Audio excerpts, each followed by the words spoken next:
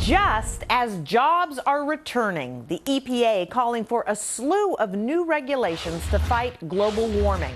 Now, some business groups warning the rules would send unemployment skyrocketing and your electric bills soaring. Will they? Hi, everyone. I'm Brenda Butner. This is Bulls and Bears. And here they are, the Bulls and Bears this week. Gary B. Smith, Tracy Burns, Jonas Max Ferris, John Layfield, along with Chuck Rocha. Welcome to everybody. Okay, so Gary B., if the EPA gets its way, will it be lights out for the job market? I think so, Brenda. I don't see how it can't. There's a couple facts to keep in mind. One, the U.S. Chamber of Commerce has already studied, and they said it's going to cost about 225,000 jobs. Now, even if you believe that the Chamber of Commerce is somehow biased, I think the best piece of data to look at is what happened with the Clean Air Act. You know, Brenda, as you recall from when you and I were growing up, this was passed in 1970 with some various amendments. Well, it was studied in 2002, and just through 1987, it cost about 600,000 jobs. Then there was another study done in 2011 said the cost was over $65 billion just for the amendments that they put on in 1990. Brenda, whatever passed here, if it doesn't matter if you're for, the environment, against, the point is it going to cost jobs? Unequivocally, yes. Chuck, what do you think? Oftentimes businesses say when you throw regulations at them, you add uncertainty, you make them not want to hire people and sometimes fire. Let's be clear, when you throw regulation at business, that just means they got to spend a little bit of money, and that's going to come out of daddy's pocket, so they want to make sure that nobody regulating nothing. But we've got a good case study here. There's 9 northeastern states who came together and implemented their own cap-and-trade program, and since 2009, they've reduced emissions 27% and saw economic growth over 9.6%. So this can be done, and if those renewable jobs are made in America, and we're making windmills and solar panels here and putting Americans to work, I can see this being a success. Well, Tracy, Chuck talks about daddy paying for some of these regulations, but in fact, many of these businesses are small businesses, and more regulations, what do they mean to them? It means they potentially have to raise the cost of the goods they're selling, and that means they're just going to pass it on to you and I. Your electricity bill is going to go up at home. It's going to go up at the small business office as well, which means, again, they're going to pass it on. Look, the biggest jobs that are going to be lost are the Senate seats in the states of Kentucky, West Virginia, Indiana, North Dakota. Those guys all have their jobs on the line. They will lose dramatically if something like this goes through because those are coal-producing states. Their jobs are pretty much at risk, too. But, Jonas, if one industry gives way perhaps to another, some jobs could be created. Right, because job creation isn't the goal. I mean, that isn't, if you target that, you'll do some stupid stuff. I mean, you can mandate that you have to have 2 drivers for every taxi you're going to create jobs. Doesn't mean it's good policy. This particular policy will create jobs because essentially what they're doing is phasing out coal-fired power plants, right? So they're going to have to accelerate the building of nuclear and gas-powered plants, right? Building a new plant is expensive. It's going to raise our prices. But isn't that going to use more labor than operating an old, dirty coal plant? I'm not saying it's a good policy, but from a job-creating point of view, how would that not create jobs? We have to get rid of all the old, dirty coal-fired plants and all those not high-capacity jobs. As far as the environment, look, any environmental policy is going to probably hurt the economy. That's not what it's trying to do. We have cleaner air because of the Clean Air Act. You know, it probably raised costs to not dump stuff in rivers, but that's not why we added that rule that you can't do that. Okay, John, you buying all this?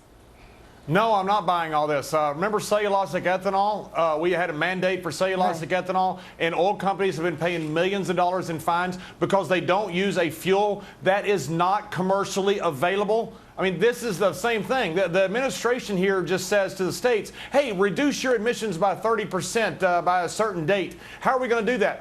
I don't know. Just you states figure it out.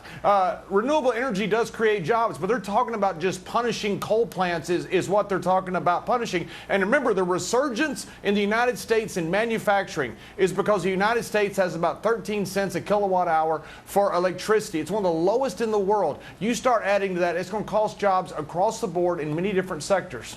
And Chuck, Tracy brought up the point of electricity bills soaring. That's going to hit the poorest people hardest? And I know you're a big champion of them. I think American business is smarter than this. I think we put regulation on cars, and I think they made cars more efficient. I think 3 years ago we started limiting mercury. Now the drinking water is better. There's less asthma cases, and business made it more efficient to do what they were already doing. And I think that the American entrepreneur is smart enough to know that we can't keep pumping black stuff into the air and keep our air clean and our water clean. Okay, Gary B.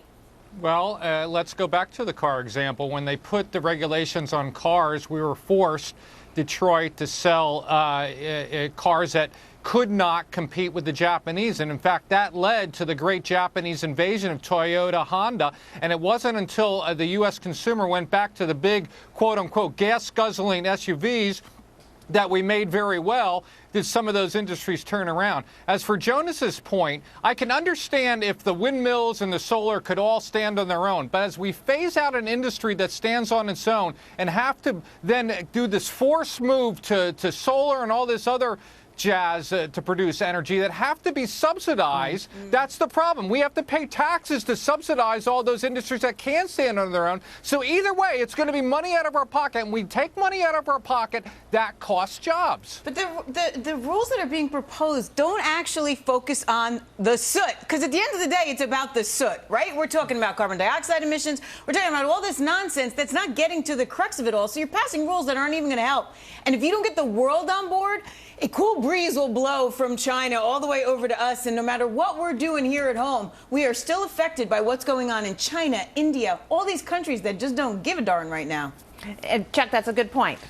Yeah, and if we don't lead by example, we'll never be able to go to a negotiation and go, we need y'all to cut y'all's emissions. When they'll look right at us and go, what about it, big boy? You ain't even cut your own emissions. Your politicians want to make sure that they keep all of their jobs. Don't try to sacrifice us for the good of your politicians. John? Chuck, I agree with you on this. Look, every megawatt of renewable energy creates about 20 jobs, but we're not talking about creating jobs. We're not talking about creating infrastructure where wind farms in West Texas aren't a bottleneck, where solar farms in Southwest Arizona are in a bottleneck anymore. We're talking simply about punishing fossil fuels. That's what this is all about. There is no plan here. It's just, hey, reduce them by 30%. This is some pie in the sky dream that they have, and there is no strategy going forward. That's left up to somebody else, and that's just typical of politics and this administration right now. And you could say that about the CAF standards. I mean, it's the same basic policy where they're decreeing that Detroit has to hit and foreign car companies these higher standards of emissions.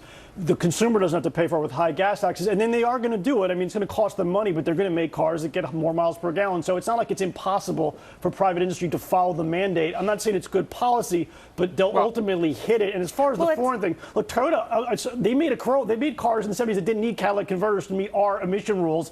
That was our disadvantage for bad engineering. You can't blame the emission rules on that. Everybody had to make the emission levels, foreign and domestic cars. We just had bad engineers back then. Tracy, you want to have a last word? I mean, I think at the end of the day, we're killing an industry for no reason whatsoever. The costs are going to be passed on down to us.